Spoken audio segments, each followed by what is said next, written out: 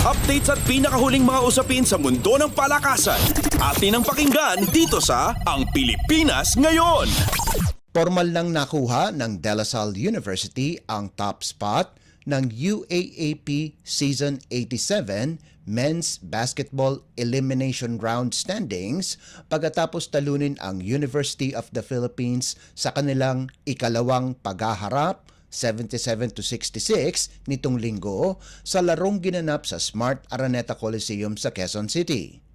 Pinangunahan ni reigning Most Valuable Player Kevin Kiambao ang opensa ng Green Archers sa nalikom nitong 15 puntos habang nakarehistro ng double-double si Mike Phillips sa nagawa nitong 14 puntos at 10 rebounds, sahog pa ang isang assist at isang steal para mapaganda ng Lasal ang kanilang record sa 12-1.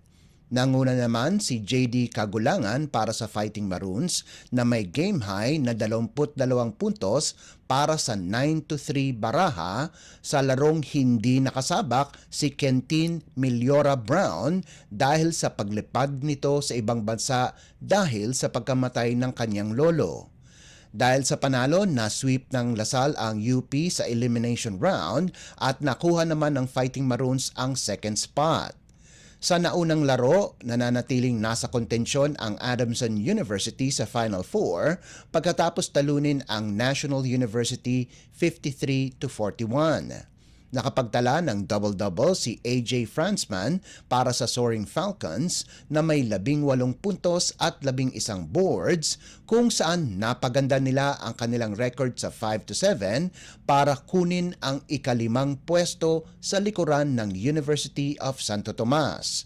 Tanging si PJ Palachelo lamang ang nakapagrehistro ng double digits na may 10 puntos para sa Bulldogs na wala ng pag-asang makapasok sa semifinals. Updates at pinakahuling mga usapin sa mundo ng palakasan.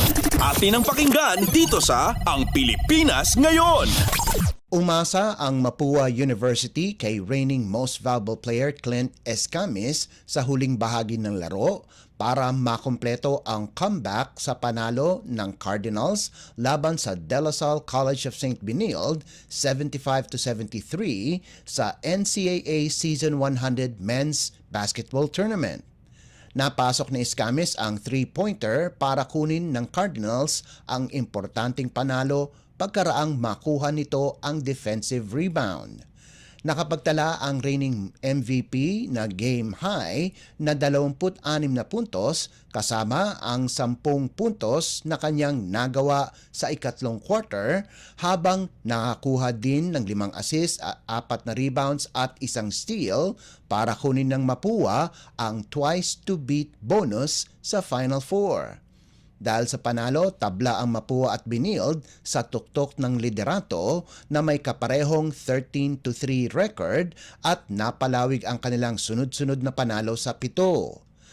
Nakakuha naman ng tulong si Escamis kay Lawrence Mangubat na nakagawa ng 12 puntos, 2 assists at 2 rebounds habang si Yam Concepcion ay nagdagdag ng 11 markers, 5 boards, 3 steals at 1 assist. Nanguna naman si Allen Liwag sa panig ng Blazers sa nalikom nitong 15 puntos habang nagtala ng 10 markers sina Ian Torres, Gab Cometa at Matthew Oli bawat isa. Updates at pinakahuling mga usapin sa mundo ng palakasan. Atin ang pakinggan dito sa Ang Pilipinas Ngayon. Hindi makakapaglaro sa Premier Volleyball League o PVL si Choco Mucho setter Diana Wong nang nasa 2 buwan pagkarang ianunsyo ni head coach Dante Alinsunurin at strength and conditioning coach Alan Hovero na patuloy pa rin itong nagpapagaling sa kanyang knee injury. Ito ang naging pahayag ng Flying Titans pagkaraan ang kanilang pagkatalo laban sa Petrogas 20-25, 28-26, 21-25 at 25-16 sa pagbubukas ng PVL All-Filipino Conference nitong Sabado na ginanap sa PhilSports Arena sa Pasig City. Patuloy pa ring tinututukan ng koponan ang mga injuries kung saan si Kat Tolentino ay pinoproblema pa rin ang kanyang pagdinig. Subalit may magandang balita para sa mga Choco Mucho fans dahil makakapaglaro na o nakapaglaro na din si Des Cheng itong Sabado na nagkaroon ng ACL tear. Magandang balita din ang pagbabalik ni Cici Rondina para sa Flying Titans pagkaraan ang kanyang obligasyon sa Alas, Pilipinas. Tatakbo ang All-Filipino Conference sa loob ng halos 6 na buwan na takdang magtapos sa buwan ng Abril sa susunod na taon. Updates at pinakahuling mga usapin sa mundo ng palakasan. Atin ang pakinggan dito sa Ang Pilipinas Ngayon. At yan ang pinakahuling balita sa larangan ng palakasan. Para sa Radyo Pilipinas World Service, ito po si Leo Magpayo. Magandang araw. Updates at pinakahuling mga usapin sa mundo ng palakasan. Atin ang pakinggan dito sa Ang Pilipinas Ngayon.